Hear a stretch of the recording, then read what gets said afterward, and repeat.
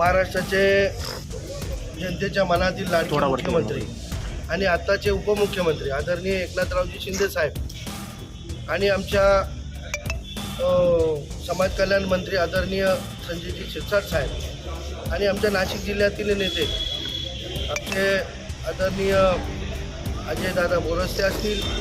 त्यानंतर खासदार हेमंतप्पा गोडसे असतील, पंडित तिथमे असतील किंवा लवटे अण्णा असतील, यांनी आमच्या म्हणजे माझं जे मी ज्यांना मानतो ते आमचे आदरणीय गोकुळभाऊ निगळ, ज्यांनी खऱ्या अर्थानं या प्रभागामध्ये वहिनीच्या माध्यमातून आणि त्यांच्याही समाजकार्यातून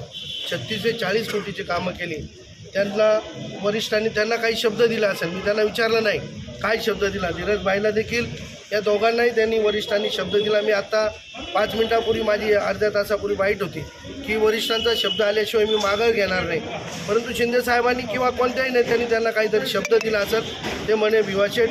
गोकुळभाऊ निगळ तुमच्यासाठी सदैव आहे, धीरजभाऊ शेळके तुमच्यासाठी कायम, जरी आम्ही लहान असलो धीरजभाऊ म्हणला तरी पण तुमच्या शब्दाला आम्ही मान ठेवू आणि जे काही आम्हाला पक्षश्रेष्ठीने सांगितले ते याच्यात जे काय असेल ते आम्ही तुमचे कुठेतरी पुनर्वसन